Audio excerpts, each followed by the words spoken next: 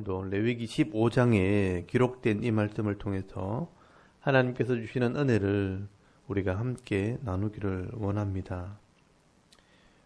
이 레위기 15장에는 남녀의 성병에 대한 규례가 기록이 되어 있습니다. 여러분, 레위기 11장부터 하나님과 언약한 백성들이 반드시 지켜야 할 삶의 규례, 이 거룩함을 유지하는 방법이 기록이 되어 있습니다. 여러분, 우리 성도들은 이것을 기억하고 정리를 하고 있어야 합니다. 11장에서는 음식에 대한 규례, 또 12장에서는 산모의 정결 규례, 또 13장에는 나병의 진찰법, 14장에는 나병의 정결 규례, 그리고 오늘 레위기 15장에는 남녀의 성병에 대한 규례와 그 정결 규례가 기록이 되어 있습니다. 그런데 이 성병에 대해서는 교회에서는 잘 거론되지 않는 내용 중에 하나일 겁니다. 그러나 이런 내용도 중요하기 때문에 성경에 기록해 놓은 것입니다.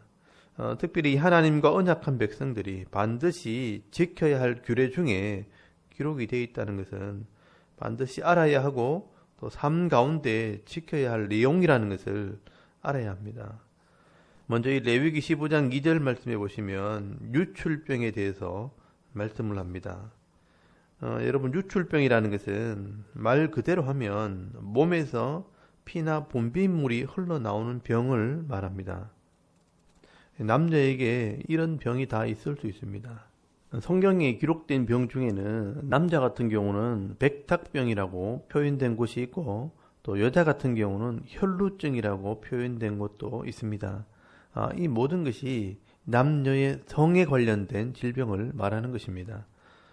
여러분, 이런 질병은 생명을 만드는 중요한 도구로 주신 성이란 이 도구를 욕심으로 잘못 사용하였거나 이 창조의 원리대로 깨끗하게 관리하지 못했을 때 이런 질병에 노출이 되는 것입니다. 그리고 15장 4절부터 12절까지 말씀해 보시면 특별히 성병의 규례에서 강조하고 있는 것은 바로 전염성입니다. 여러분, 이 유출병이 있는 자는 자신이 부정해질 뿐 아니라 어떤 것을 만져도 다 부정해지게 됩니다. 누웠던 침상이나 앉았던 자리나 몸에 접촉된 것은 다 부정해지고, 또 침을 뱉어도 부정하고, 말이나 약대를 탔던 안장도 부정해지고, 또 다른 사람을 손으로 만져도 부정해집니다. 왜 이렇게 전염성을 강조하는가 하면 이 부정함이 죄를 상징하기 때문에 이 죄의 전염성을 가르치기 위해서 그렇게 하는 겁니다. 여러분, 우리가 이 마음의 욕심으로 짓는 이 죄가 얼마나 무섭고 또 얼마나 전염성이 강한지, 이 죄가 결국은 더 큰 죄를 짓게 만들고 또 이 죄로 말미암아 내 인생 전체가 망가질 수 있다는 것을 말씀을 하고 있는 것입니다. 그리고 이 다른 죄는 용서가 되고 회개하면 회복이 되지만 이 음란의 죄는요, 평생을 지고 가야 하는 죄입니다. 또 죄의 열매가 있게 되면 여러분, 다음 세대까지 영향을 미치게 됩니다. 그래서 이 음란의 죄 때문에 일평생 괴로워하는 사람들이 많이 있는 것을 보게 됩니다. 그 대표적인 예가 바로 다윗입니다. 여러분, 다윗이 얼마나 하나님 앞에 신실한 일꾼이고 하나님 앞에 정결한 일꾼입니까? 하나님께서 직접 내 마음에 합한 사람이라고 칭찬을 했던 사람이었습니다. 그런데 여러분, 이 다윗이 이 음란의 죄에 빠지게 될 때 가정이 무너지고 나라가 망하게 되는 엄청난 고난을 경험하게 됩니다. 여러분, 자기 부하 이 우리아의 아내였던 밧세바를 범함으로 그 음란의 죄를 숨기기 위해 우리아를 죽이는 살인까지 하게 됩니다. 그리고 그 죄의 결과로 칼이 집에서 떠나지 않게 되는 재앙을 받게 된 것입니다. 여러분, 자기 아들이요 서로 죽이고 형제들끼리 엄행을 행하고 결국은 자기 아들에게 반역을 당하기도 합니다. 이 다윗 같은 사람도 이 음란의 죄를 이기지 못한다는 것은요, 누구에게나 이런 죄의 모습이 있다는 것을 말씀을 하고 있는 것입니다. 그러나 중요한 것은 이런 부정한 죄, 부끄러운 죄가 있다 할지라도 하나님께 나오면 회복될 수 있다는 것입니다. 여러분, 오늘 말씀의 중요성이 여기에 있습니다. 더럽고 추하고 이 부정한 병도 하나님께 나올 때 정결하게 되어지고 거룩하게 되어진다는 것을 가르쳐주고 있는 것입니다. 정결하게 되는 방법이 있다는 것입니다. 여러분, 이것이 바로 하나님의 마음입니다. 먼저 부정한 자가 되면요, 물로 깨끗이 씻어야 합니다. 여러분, 부정한 자와 접촉한 사람도 부정하게 되기 때문에 물로 깨끗이 씻어야 합니다. 여러분, 물로 씻어낸다는 것은 회개를 상징하는 것입니다.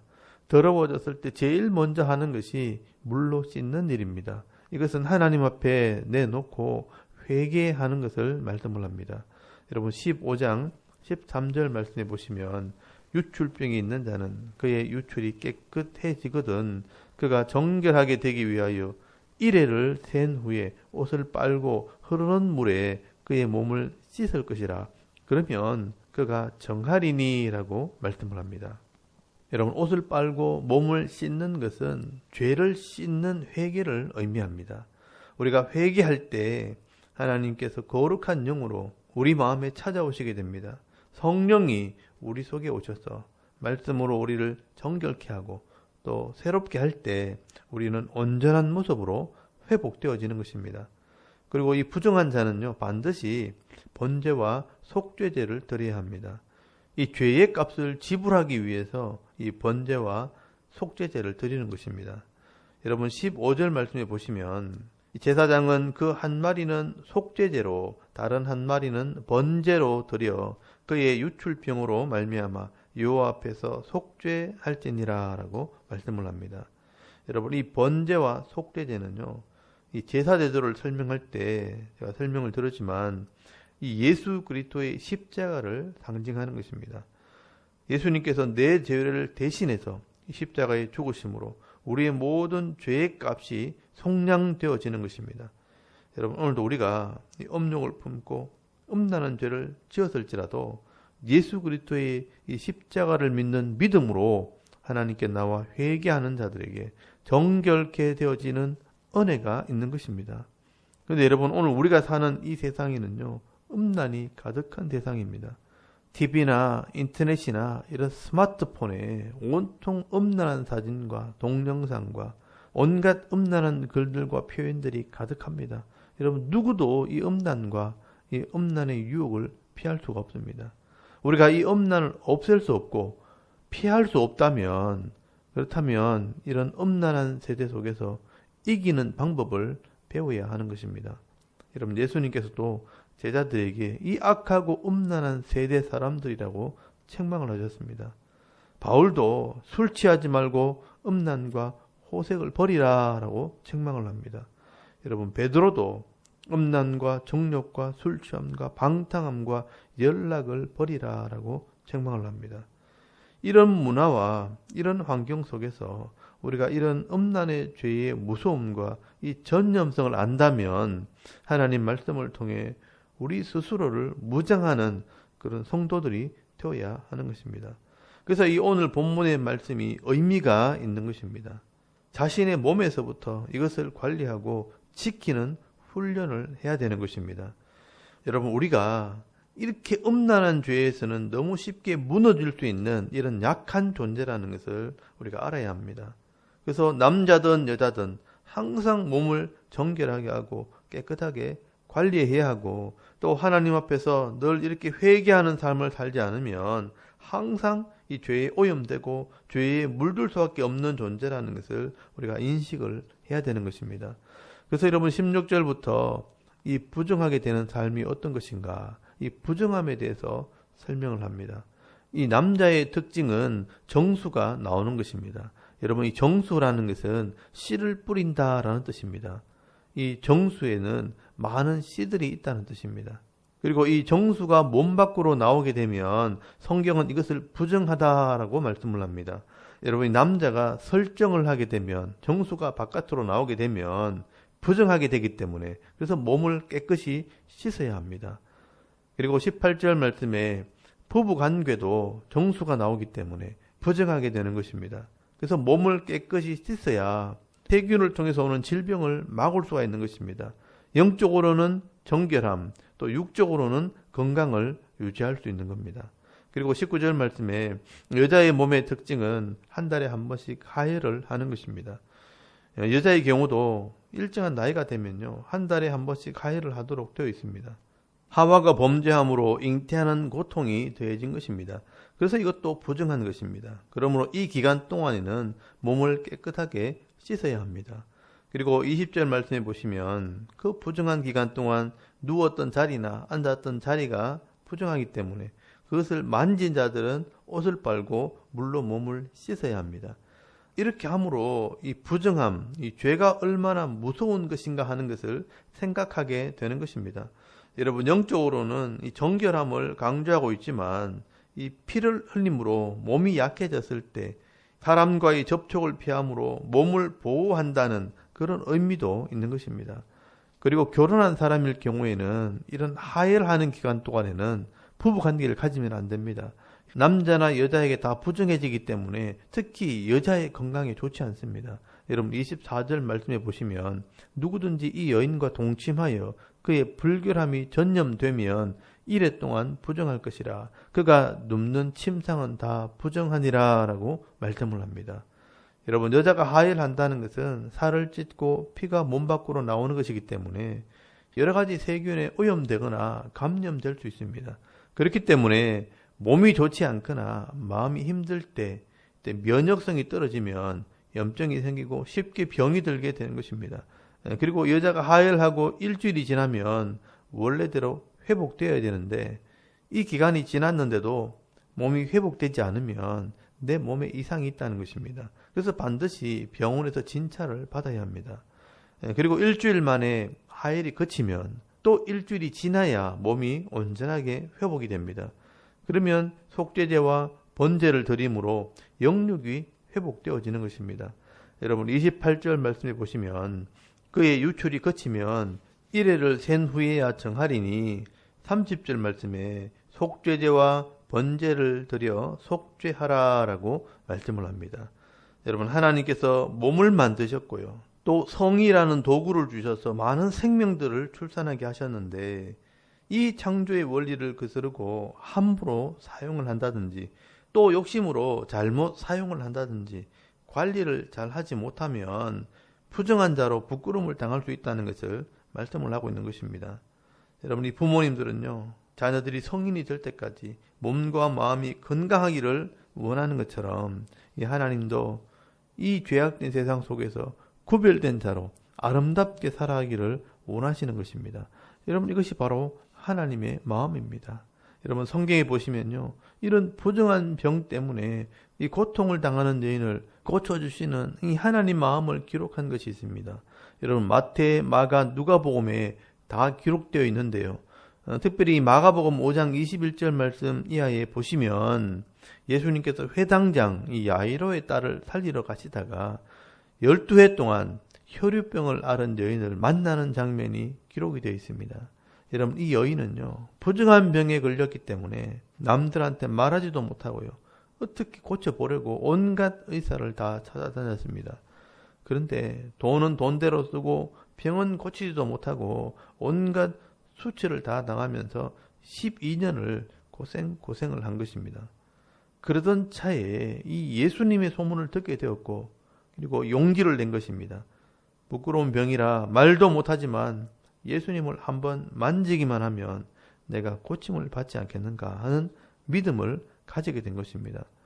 왜냐하면 이 부정한 병을 가진 사람은 절대로 사람을 만져서는 안 되는 겁니다.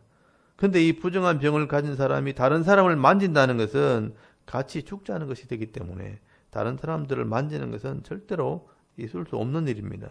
근데 여러분 혈우증에 걸린 이 여인이 예수님을 만질 생각을 했다는 것은 그 여인의 믿음이었습니다. 그래서 여러분 마가복음 5장 28절 말씀에 보시면 이렇게 기록해 놓았습니다. 이는 내가 그의 옷에만 손을 대어도 구원을 받으리라 생각함이라 라고 말씀을 합니다. 여러분 예수님께서 이 믿음을 보셨기 때문에 그 많은 사람들 중에 발걸음을 멈추시고 누가 내 옷을 만졌느냐라고 질문을 하시면서 사람들에게 이 여인의 믿음을 드러내신 것입니다. 여러분 제자들은요, 아이고 주님 이렇게 많은 사람들이 밀고 당기고 하는데 누가 손을 대는지 어떻게 압니까? 그냥 갑시다. 이렇게 말할 때 예수님께서는 굳이 내 몸에서 능력이 나갔다고 말씀하시면서 이 여인을 찾아서 간증하게 하십니다. 여러분, 그 모습이요, 누가복음에 제일 잘 나타나 있습니다. 여러분, 누가복음 8장 45절에서 48절까지 말씀을 한번 찾아보시기 바랍니다. 이 누가복음 8장 45절에서 48절까지 말씀해 보시면 예수께서 이르시되 내게 손을 댄 자가 누구냐 하시니 다 아니라 할 때에 베드로가 이르되 주여 무리가 밀려들어 미나이다. 예수께서 이르시되 내게 손을 댄 자가 있도다. 이는 내게서 능력이 나간 줄을 알미로라 하신대 여자가 스스로 숨기지 못할 줄을 알고 떨며 나와 엎드려 그 손댄 이유와 곧 나은 것을 모든 사람 앞에서 말하니 예수께서 이르시되 딸아 네 믿음이 너를 구원하였으니 평안히 가라 하시더라 라고 말씀을 합니다. 여러분, 예수님께서 지금 말씀하고 싶은 것은 믿음에도 용기가 필요하다는 것입니다. 예수님께서 이 여인의 믿음을 드러내시는 이유는 누구든지 아무리 추하고 더러운 죄가 있다 할지라도 이런 믿음과 용기를 가지고 나오기만 하면 그 근원부터 새롭게 해주신다는 것이 바로 하나님의 은혜이고 하나님의 마음이라는 것입니다. 여러분, 부끄러울수록 더 하나님 앞에 나와야 하는 것입니다. 세상 속에서는 해결할 방법이 없습니다. 부끄러움만 더할 뿐입니다. 그러나 여러분, 창조주이신 하나님 앞에 나올 때 그 근원부터 깨끗하게 치료해 주십니다. 그리고 간증하게 하십니다. 네 믿음이 너를 구원하였느니라. 이제 평안히 가라. 평강의 복을 받게 되는 것입니다. 여러분, 내 속에 말 못할 이 죄의 모습이 있다 할지라도 아무에게도 이야기하지 못할 그런 부끄러운 모습이 있다 할지라도 하나님 앞에 내려놓으시기 바랍니다. 하나님께서 깨끗하게 하실 때 처음처럼 새로워지는 은혜가 있습니다. 근원부터 깨끗해지는 은혜가 있다는 것입니다. 여러분이 다윗이 음란의 죄를 짓고 하나님 앞에 나와 회개하는 장면이 성경에 기록이 되어 있습니다. 왕이지만 하나님 앞에 나와 무릎을 꿇고 자신을 내려놓고 하나님께 간구할 때 이런 다윗을 하나님께서 용서하실 뿐 아니라 귀하게 여겨주셨습니다.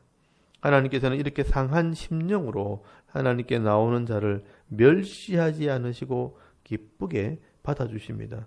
여러분, 시편 51편 17절 말씀을 한번 찾아보시기 바랍니다. 시편 51편 17절 말씀에 보시면 하나님께서 구하시는 제사는 상한 심령이라 하나님이여 상하고 통회하는 마음을 주께서 멸시하지 아니하시리다 라고 말씀을 합니다. 여러분, 하나님께서는요, 이런 믿음으로 나온 이 다윗을 용서해 주셨고요. 다윗을 온 나라의 유명한 자로 남겨놓은 것을 보게 됩니다.